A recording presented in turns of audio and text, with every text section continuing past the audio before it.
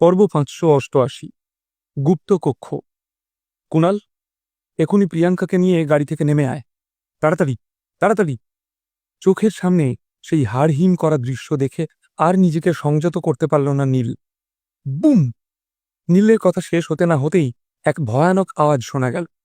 ওই 5 জনের মধ্যে কোনো একজন নীলের গাড়ির উপর গোলা দেগে দিয়েছিল।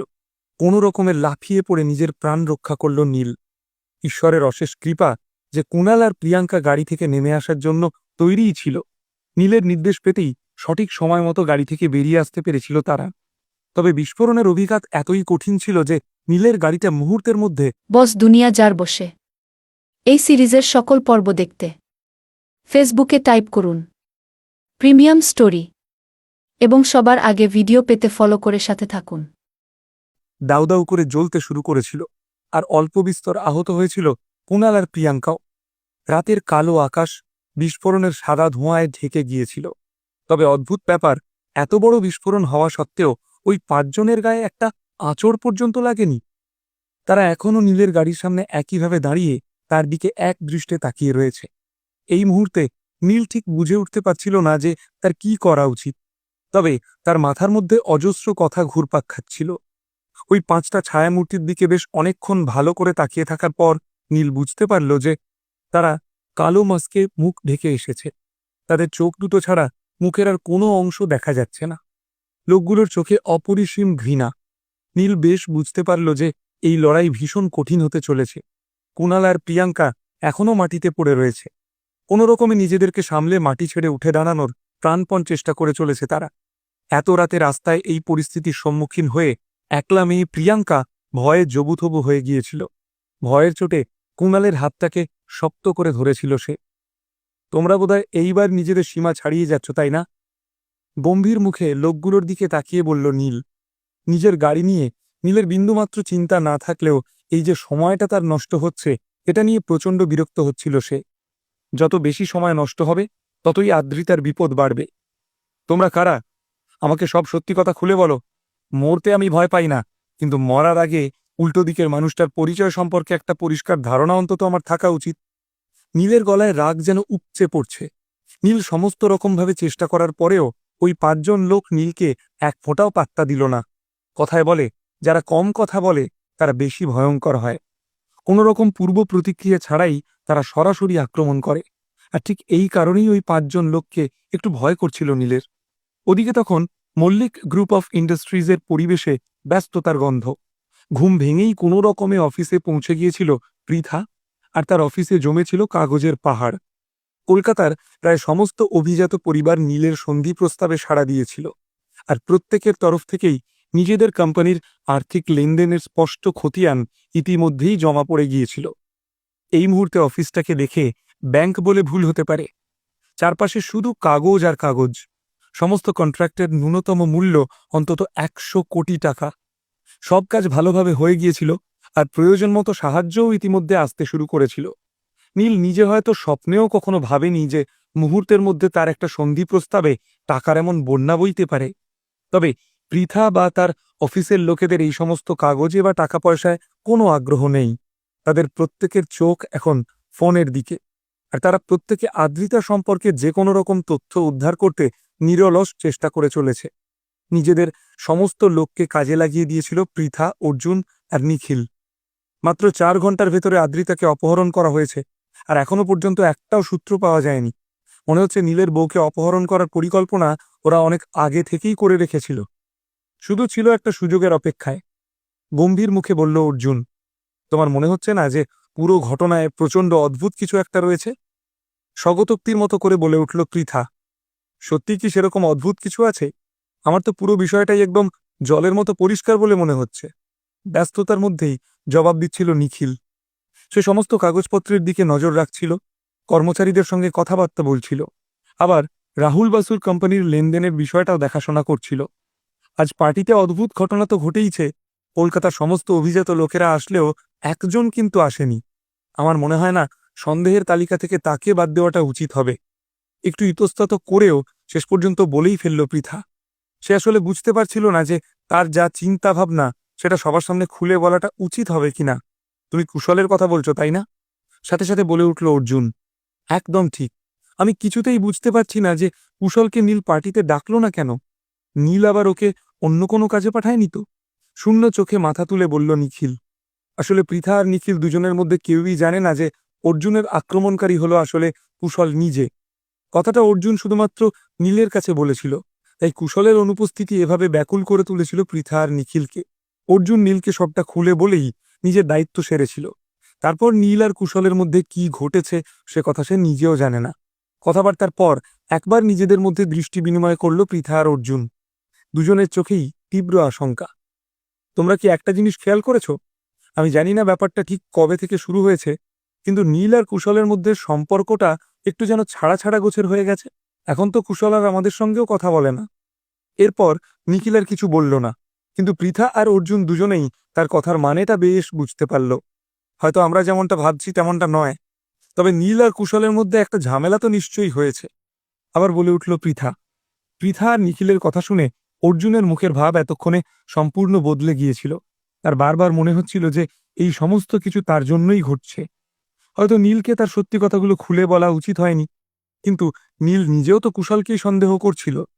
এত কথা ভাবতে ভাবতে হঠাৎ মাথা ঘুরতে শুরু করলো অর্জুনের। ওদিকে তখন স্টার হোটেলের অফিস ঘরে ভোর রাতে মুখ হাঁড়ি করে একলা বসেছিল কুশল বরাট। তার মনের ভেতর তখন একসাথে অনেক রকমের আবেগ খেলা করছে। তাহলে শেষ পর্যন্ত মুখে একটা তীক্ষ্ণ হাসি ফুটে উঠল তার। তার আঙুলের ফাঁকে ধরা লম্বা সিগারেট থেকে গলগল করে ধোঁয়া বেরোচ্ছে। টেবিল আর টেবিলের চারপাশে সিগারেটের ছাই ছড়ানো। পরিমাণ দেখে স্পষ্ট বোঝা যায় যে এতক্ষণে সে প্রায় 2 প্যাকেট সিগারেট সাবার করে দিয়েছে। আজ নীল কলকাতার সমস্ত নামকরা ব্যবসায়ীকে দ্য এনএ হোটেলে নিমন্ত্রণ জানিয়েছিল একমাত্র কুশল বাদে। এটা কি তবে নীলের তরফ থেকে আগাম বিপদের সংকেত? নীল কি তবে কুশলকে আর কিছুদিনের মধ্যেই সরিয়ে ফেলতে চলেছে? এই সময় কুশলের মনে হচ্ছিল যে কেউ একজন অন্তত তার কাঁধে হাত রেখে তার প্রশ্নের উত্তরগুলো দিয়ে যাক।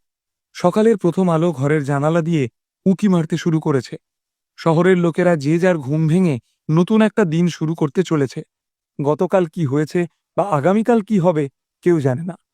জীবন বদলে যায় প্রতি মুহূর্তে। তবেই না কবি বলেছেন, জীবন হলো গিয়ে রঙ্গমঞ্চ। আর মজার কথা হলো, জীবনে পিছিয়ে যাওয়ার কোনো উপায় নেই। একবার যে কাজ করা হয়ে গেছে তাকে আর বদলানো যায় না। ওদিকে কলকাতার সেই প্রত্যন্ত এলাকায় প্রায় 3 কিলোমিটার জায়গা ঘিরে ফেলেছিল পুলিশ। পুরো জায়গায় কারফিউ জারি করা হয়েছিল। গোটা এলাকায় প্রায় 10 থেকে 12টা পুলিশের গাড়ি উপস্থিত ছিল, কিন্তু আসলে ঠিক ঘটনাটা যে কি ঘটেছে কেউই এখনো পর্যন্ত জানে না। প্রিয়াঙ্কা মল্লিক রাস্তা ঠিক মাঝ বরাবর বসে রয়েছে। তাকে দেখে গভীর মানসিক আঘাত পেয়েছে বলেই মনে হচ্ছে। তার চেহারা ফ্যাকাশে, মাথার চুল উস্কো খুস্কো।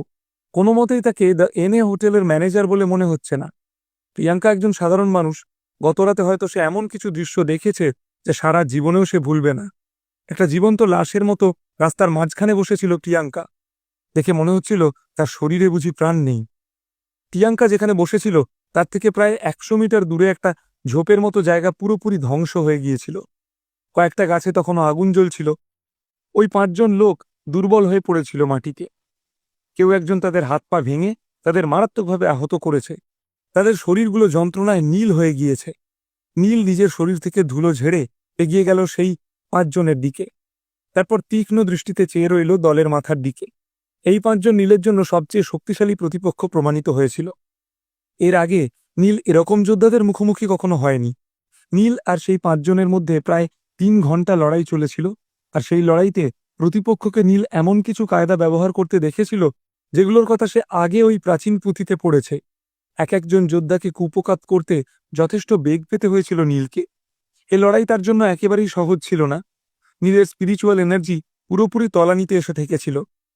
এবার তো তোমরা বলতেই পারো যে তোমরা কারা, তাই না? নিজের ভুরু দুটোকে কপালে তুলে একটু ক্লান্তভাবে দলের মাথাকে প্রশ্ন করল নীল।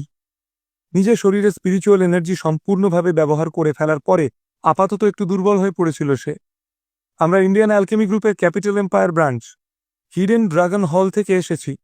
লোকটার জন্য যুদ্ধটা নীলের মতোই কঠিন ছিল। নীলের মার খেয়ে তার সারা শরীর অবশ হয়ে গিয়েছিল। নিজের আঘাতের যন্ত্রণা পর্যন্ত সে অনুভব করতে পারছিল না। শরীরের একটা অঙ্গ নাড়ানোর মতো অবস্থায় ছিল না সে।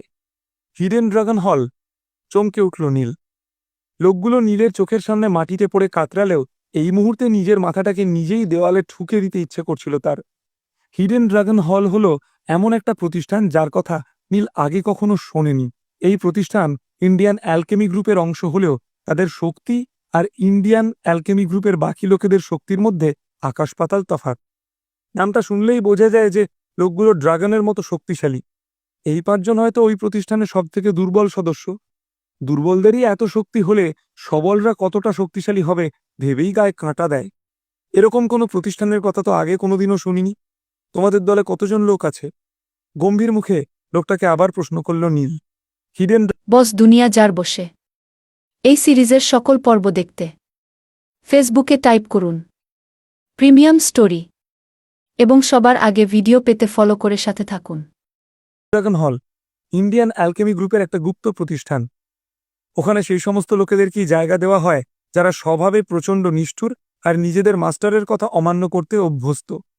রোদেলা আকাশের দিকে তাকিয়ে নির্দ্বিধায় লোকটা বলতে থাকল, আমি জানি না আমাদের ওখানে ঠিক কতজন লোক আছে। একে অপরের সাথে আমাদের যোগাযোগ রাখা বারণ, আর যোগাযোগ করার উপায়ও আমাদের নেই। আলাদা আলাদা দলে ভাগ করে আমাদেরকে ট্রেনিং দেওয়া হয়। ওখানে তোমার পরিচয় কি? লোকটার কথা শুনে নীলের মনটা খারাপ হয়ে গেল। সে বেশ বুঝতে পারল যে ইন্ডিয়ান অ্যালকেমি গ্রুপের মাস্টারের মোকাবিলা করাটা খুব একটা সহজ কাজ নয়। না, প্রতিটা দলেই যে 5 জন করে থাকবে তার কোনো মানে নেই। কোনো দলে বেশি আবার কোনো দলে কমও থাকতে পারে। খুব কম দলেই 5 জন করে লোক আছে, বেশিরভাগ দলে 7 থেকে 8 জন করে থাকে। আর যেগুলো অনেক বড় দল সেখানে প্রায় 20 জন একসাথে থাকে। শক্তির দিক থেকে দেখতে গেলে আমরা হয়তো সবার শেষেই থাকব। এতক্ষণে আকাশের দিক থেকে চোখ সরিয়ে নীলের দিকে তাকালো লোকটা।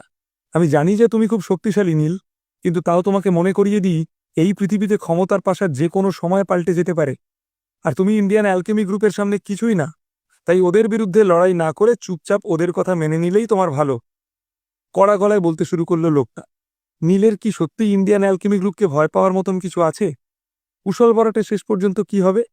তবে কি আদ্রিতাকে হিডেন ড্রাগন হলে কিডন্যাপ করে রাখা হয়েছে?